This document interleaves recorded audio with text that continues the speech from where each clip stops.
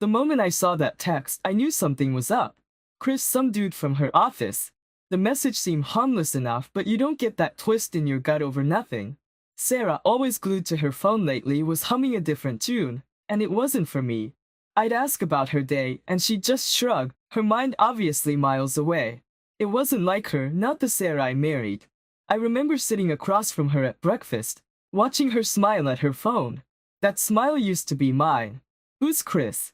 I asked casually, trying not to let my suspicions show. Oh, just a colleague, she brushed it off, but her voice had this high pitch it gets when she's not quite on the level. It started eating at me, you know? I'd lie awake, her texts pinging all night. She thought I didn't notice. But I did. I noticed everything. The way she'd light up when she typed, the quick screen switches when I walked past. Once I caught a glimpse of her phone, messages pouring in from Chris. Can't wait to see you, one read. My heart sank. I had to confront her. I couldn't just sit there playing the clueless husband. So one night as she slipped into the shower, I asked straight up about Chris. Her reaction was a telltale sign. Defensive. A bit too quick to deny anything was going on. He's just a friend from work, John. You're being paranoid. But her eyes, they didn't match her words. The more she denied it, the more obsessed I became.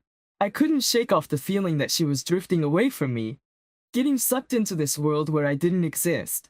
Sarah, my Sarah, who used to find any excuse to spend time together, was now always busy, always tired, always preoccupied with her phone. I started to question everything. Our late-night talks, our weekend plans, our simple moments of laughter. They all seemed to fade into the background. It was like living with a stranger who wore my wife's face. The woman I loved, who shared my dreams, my bed, was sharing parts of herself with someone else. And the worst part? I was losing her bit by bit, text by text. The thought kept me up at night, this nagging suspicion that turned into a silent scream in my head. It wasn't just about the texts anymore. It was about us, what we were, what we'd become. I lay there next to her, feeling miles apart, wondering if every I love you was just a placeholder for something or someone else. That's how it all started. A simple text spiraling into a whirlpool of doubt and secrecy. And there I was, right in the middle, trying to hold on to the remnants of a marriage that was slipping through my fingers like sand. I had this nagging feeling, right? Something was off. Sarah, my wife, always had her phone with her, clutching it like some lifeline. At first I tried to brush it off, but man, it was like a splinter in my brain. So I started checking her phone. Yeah, I know, not the coolest move, but I had to know. Every time I grabbed her phone, it was clean. Too clean. It was like she was one step ahead, always erasing any trace of whatever it was. That's when I knew for sure something was up. She was up to something, and it wasn't good. Then one day it hit me. She had this new app. Looked like a regular calculator or something. But when I tried to use it, it asked for a password. Dingo. A secret app for messaging. Clever, Sarah, really clever. But why? Why all the secrecy? I felt like I was in some sort of spy movie, except it was my life unraveling on screen. And Chris, this guy from her office, he was suddenly everywhere. Well, not physically, but in every whispered phone call. Every time she laughed at her screen. I asked her about him once and she just shrugged it off. But I could tell, something was going on between them. I remember this one time she said she was going out for lunch with her colleagues. But later I found a receipt in her purse. Just for two, Sarah and Chris had their secret lunch. A cozy little rendezvous. The thought of it made my blood boil. She was slipping away from me and all I could do was watch. At home things were getting tense. I couldn't look at her without wondering what she was hiding. Every smile she gave me felt fake. I started to pull back, building this wall between us. I didn't want to, but the anger, the hurt, it was too much. And it got worse. They started meeting after work. Sarah, who used to rush home to spend time together, was now always working late. It was like a punch in the gut every time she said it. I knew she was with him, laughing, sharing moments that were supposed to be ours. I tried to confront her a few times, but she was a master at dodging questions. Always had an excuse, always ready to turn the tables on me. Why don't you trust me, John? She'd say, trust? How could I? With every secret meeting, every hidden message, trust was the last thing I could offer. It was like living with a ghost. She was there, but not really. We shared a house, a bed, but we were worlds apart. And in her world, I was the outsider, desperately trying to claw my way back in. Every day I watched her drift further away, into a life where I didn't exist. And every day I lost a little more of the woman I loved. It was a slow, painful realization that I was fighting a battle I had already lost. That night, the suspicion was eating me alive. I had to know. So I followed Sarah. Yeah, that's right, me lurking in the shadows like some detective from a cheap novel. But what I saw, or rather what I almost saw, was enough to confirm my fears. There she was, sneaking around, looking over her shoulder. She was meeting him, Chris.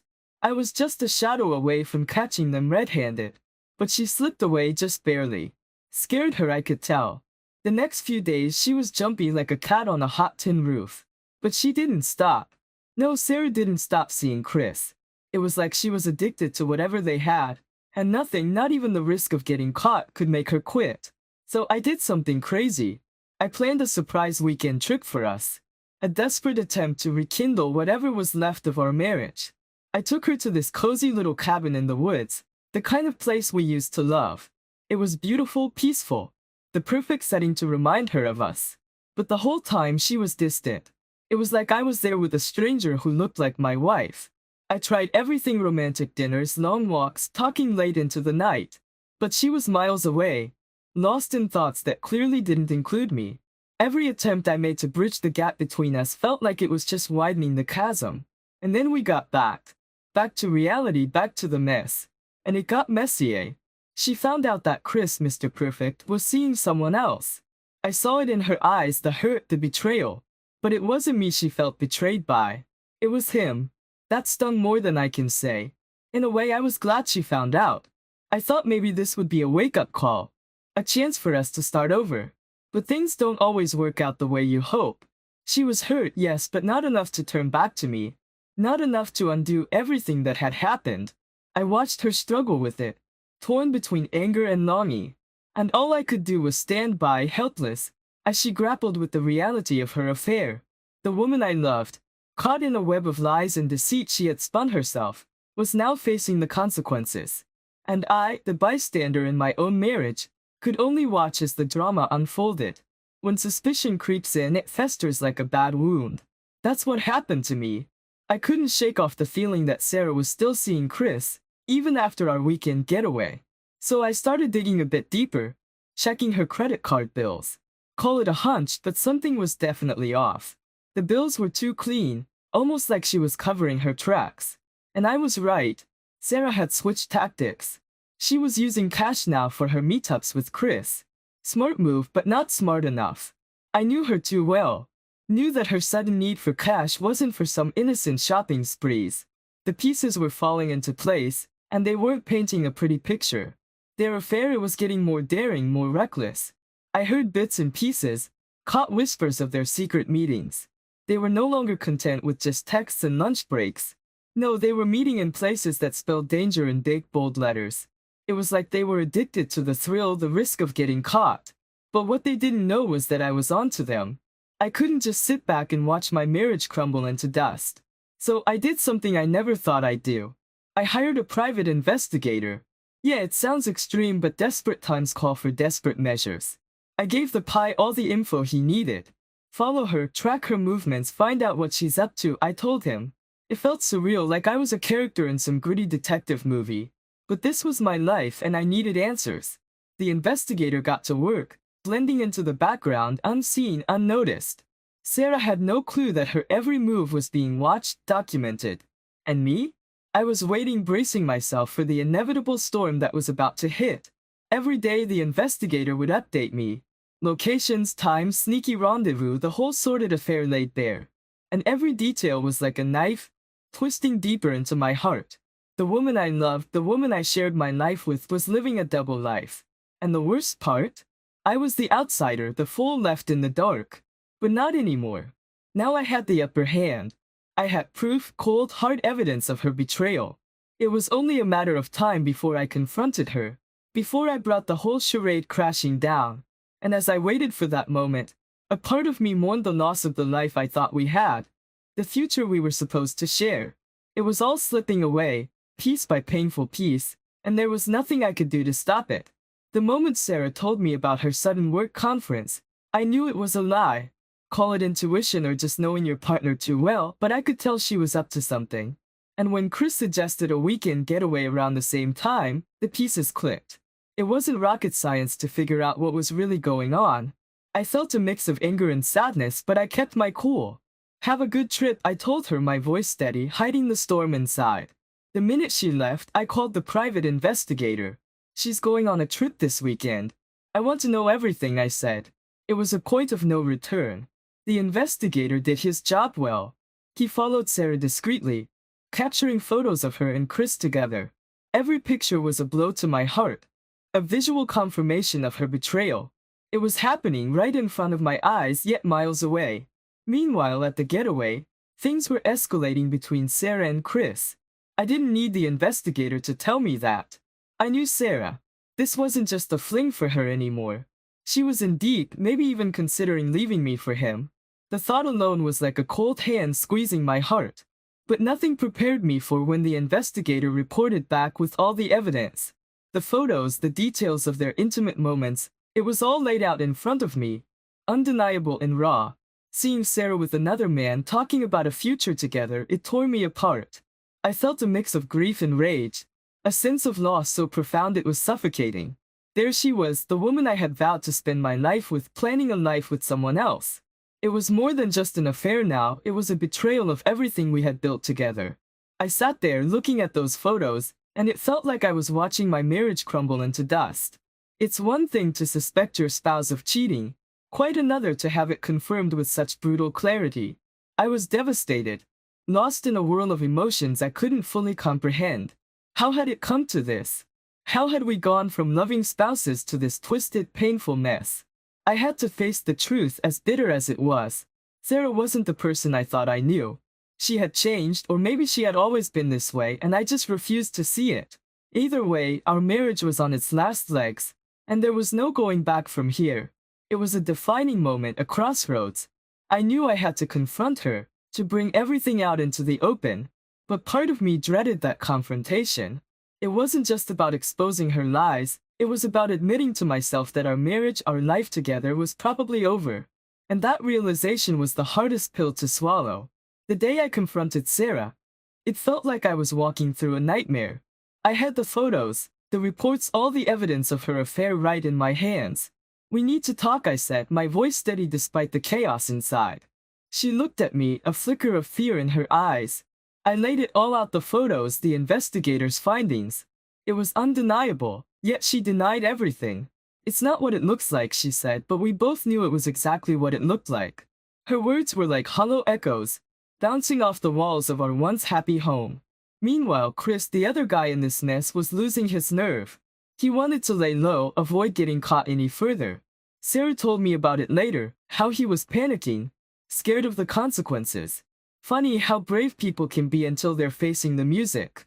In the midst of this storm, I did something unexpected. I suggested renewing our vows. Maybe it was a desperate attempt to salvage what was left of our marriage. Or maybe I just needed to know if there was anything worth saving. Sarah was taken aback, her guilt and conflict written all over her face. But her mind was elsewhere with Chris. She had made up her mind to leave me for him. My wife, the woman I had shared my life with, was ready to walk away. It was a tough pill to swallow, knowing that I was fighting a losing battle. Before she could break the news to me, I planned a surprise vow renewal ceremony. I wanted to remind her of the love we once shared, of the promises we made to each other. It was a grand gesture, a last-ditch effort to win her back. The day of the ceremony, I watched her walk towards me, a mix of emotions on her face. There was love, yes, but also guilt, sadness, and a hint of resignation. We stood there in front of our friends and family, about to renew vows that felt like they were hanging by a thread. It was a surreal moment, both of us caught in a web of lies and half-truths, trying to hold on to something that was slipping away. I wanted to believe that we could start over, that we could rebuild our relationship. But deep down, I knew it was a fantasy, a fleeting dream that was about to be shattered by the harsh light of reality. As we exchanged vows, I looked into Sarah's eyes, searching for a sign, any sign that we could make it through this. But all I saw was a woman torn between two worlds, struggling to choose between the life she had and the life she wanted. And in that moment, I realized that no matter what I did, I might have already lost her. Standing there during the vow renewal ceremony, saying words that felt like ash in my mouth, I couldn't shake the feeling of being a complete fraud. Sarah's eyes, usually so full of life, were clouded with a mixture of guilt and detachment. It was like we were actors in a play, performing our roles for an audience that believed in a love story that no longer existed. After the ceremony, the facade crumbled. Sarah, with a voice that trembled despite her resolve, told me she wanted a divorce. It was a blow, sure, but not unexpected. The pain, though, was real and sharp like a physical wound. It was the end of a chapter, the end of us. But the twists in this tale weren't over. After Sarah told Chris about the divorce, he began to distance himself.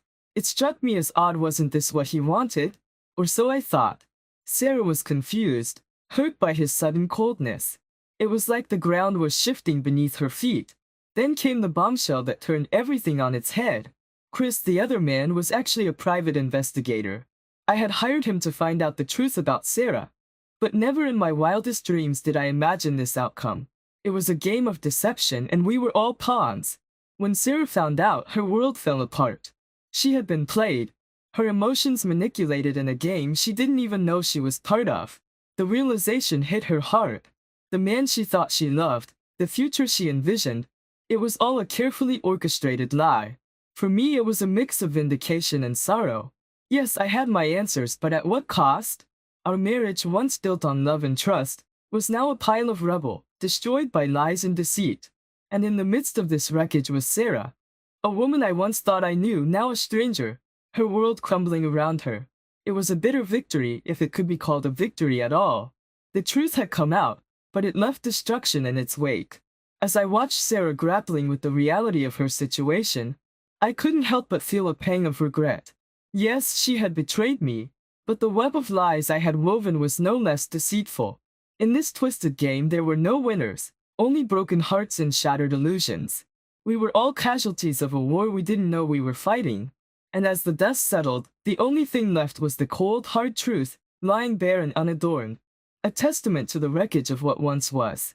The day I served Sarah the divorce papers, it felt like the final nail in the coffin of our marriage.